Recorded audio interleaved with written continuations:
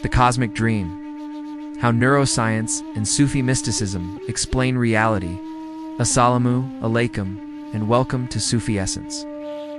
Close your eyes for a moment. What is the difference between the reality you experience when you are awake and the vivid world you enter when you are asleep? For many of us, the waking world feels solid, real, and undeniable. The dream world is fleeting, and we are certain it is an illusion. But if the Sufi masters and modern neuroscientists are both pointing to the same revolutionary truth, what if the reality we call awake is simply a more persistent, more complex, and more intricate dream? Today, we will embark on a profound journey into the nature of reality itself.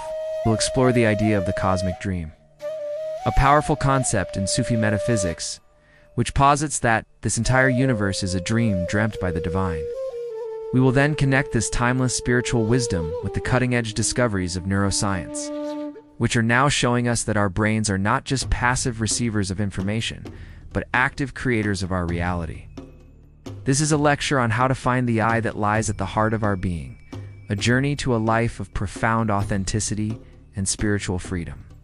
Part 1. The metaphysical dream state. The idea that reality is a dream is not a New Age concept. It is a foundational principle of Sufi metaphysics. The great master Ibn Arabi taught that all of creation is a manifestation, or a dream, of Allah's consciousness. For Allah, all of creation is a single, timeless act of being, a single moment of divine contemplation. In this cosmic dream, the divine names and attributes come to life, playing out their roles on the stage of existence. We as human beings are both characters in this dream and the potential for a higher consciousness. We are the eyes through which Allah observes His own creation. The ego, or nafs, is the part of us that believes it is a separate character in the dream. It is the ego that creates the illusion of separateness, of I versus them, me versus the world. The spiritual journey is the process of waking up from this illusion. It is the realization that we are not just a character in the play, but a part of the divine consciousness that is dreaming the play. In this metaphysical framework, our physical life is not the ultimate reality.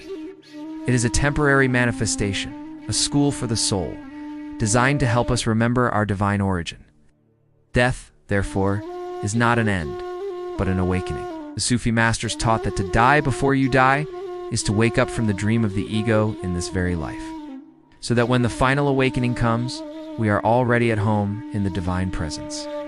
Part 2. The Neuroscience of Reality. Now let us turn to the scientific perspective. For centuries, we believed that our brains were passive receivers, simply taking in information from the world and processing it. But modern neuroscience is telling a far more complex and fascinating story. Our brains are not passive receivers. They are active creators of our reality. The world we see, hear, and feel is not a direct reflection of objective reality, but a predictive simulation created by our brains. This is a concept known as predictive coding. The brain constantly makes predictions about what the world should be like based on past experiences and sensory input. It then compares its predictions to the actual data it receives from the senses. If there is a mismatch, it updates its model. The reality we experience is this updated model, a kind of internal, virtual reality. This explains why two people can look at the same event and see it completely differently. Their brains are creating different simulations based on their unique history, biases, and beliefs.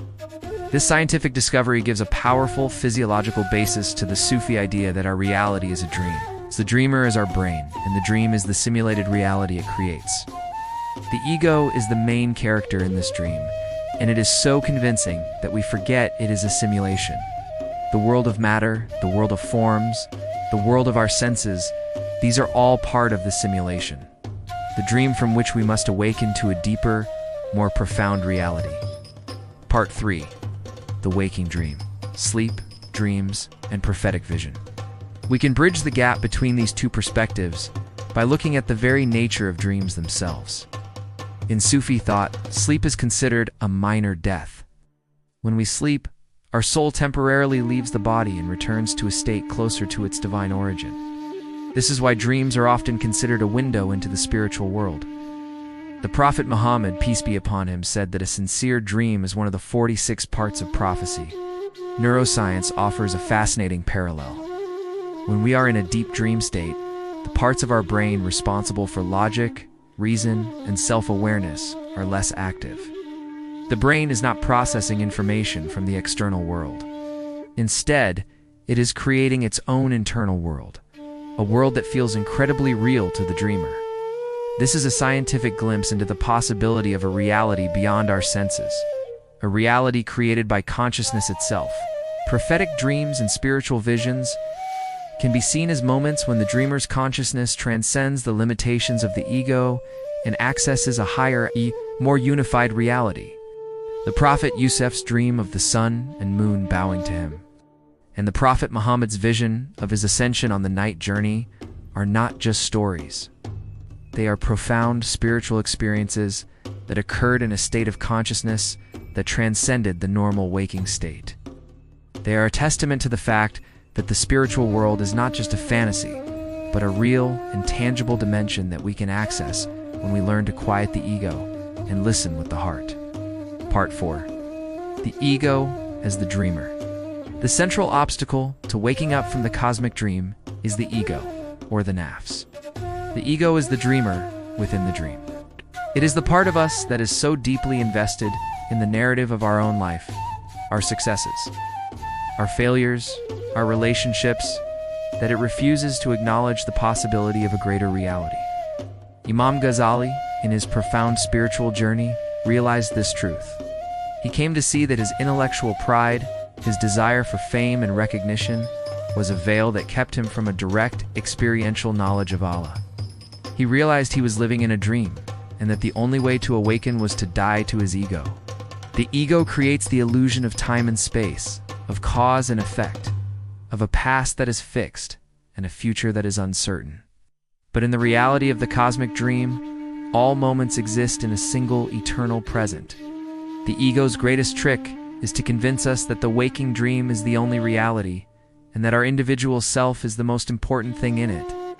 It tells us that our desires are real, our fears are valid, and our pain is a permanent state. This is the ultimate slumber, the deepest state of the cosmic dream. The path of the Sufi is a path of waking up from this slumber. It is a path of dismantling the ego's narrative, of questioning our deepest assumptions, and of realizing that the I that we have created is not our true self. Our true self, our Ra, is not a character in the dream. It is the divine consciousness that is experiencing the dream. Part 5. The path to awakening. So how do we practically awaken from this cosmic dream? The Sufi masters have given us a clear path, and it begins with two key practices: deep contemplation, muraqabah, and the constant remembrance of Allah, dhikr. Muraqabah is not just meditation, it is the practice of conscious awareness. It is the art of watching the thoughts and emotions of the ego without becoming attached to them. It is the practice of observing the dream without believing you are the dreamer. As we sit in quiet contemplation, we begin to see the ego's narrative for what it is, a fleeting and illusory creation of the mind. In this state, we begin to find a deeper, more profound self beneath the chatter of the ego. The practice of muraqabah is a form of scientific observation of our own consciousness, allowing us to see the illusion of the dream. Dhikr, or the remembrance of Allah, is the other powerful tool for awakening. The constant repetition of Allah's names is like a sacred alarm clock that awakens the heart from its slumber. The sound of Allah's name drowns out the chaotic noise of the ego and creates a state of presence. As the Sufi masters say, the heart is the house of Allah. Dhikr is the key that unlocks the door to this house, allowing us to enter a state of consciousness where we are not just a character in the dream, but a conscious witness to the divine reality. Part 6. From dreamer to observer. The ultimate stage of awakening is not just realizing that we are in a dream, but shifting our identity from a passive dreamer to a conscious observer of the divine reality. This is the transition from nafs to kalb, from ego to heart. The awakened soul no longer identifies with the trials and tribulations of the dream. Instead, it sees them as divinely orchestrated lessons, as beautiful and intricate manifestations of Allah's plan. Rumi, the great poet of the awakened heart, beautifully captured this state. He wrote, "The world is a dream, and love is its interpreter." The awakened soul sees the world not as a source of suffering, but as a magnificent reflection of divine love. It sees the unity behind the apparent diversity, the divine reality behind the veil of forms. The awakened soul is no longer a prisoner of the dream. It is a conscious participant, a spiritual witness who is fully present in every moment, but not attached to its outcomes. This is the state of Baka's subsistence, where the soul has died to the illusion of the ego and has returned to live in the world with a new divine perspective. The awakened soul is still in the world, but it is not of the world. It is a living testament to the truth that our reality is not the final reality, and that our purpose is to awaken from the dream and find our true home in the divine. At 7, conclusion. The Sufi masters and modern neuroscientists are both telling us the same truth, that the reality we perceive is a profound and intricate construction. But for the Sufi, this is not just a scientific fact, it is a spiritual invitation. It is a call to awaken from the cosmic dream of the ego and to embrace the divine reality of the heart. In this lecture, we have explored the metaphysical framework of the cosmic dream, the scientific basis of reality in neuroscience and predictive coding, the role of dreams and prophetic visions as a bridge between these two worlds.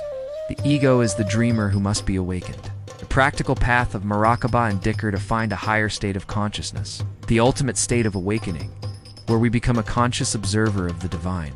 The journey of the soul is a journey of a lifetime, a journey of a heart, and a journey of a soul. It is a journey from the slumber of the ego to the awakened state of the heart. May Allah grant us all the grace to awaken from the dream and to find our true home in His eternal presence. Watch, reflect, and share. Subscribe to our channel for more beneficial content.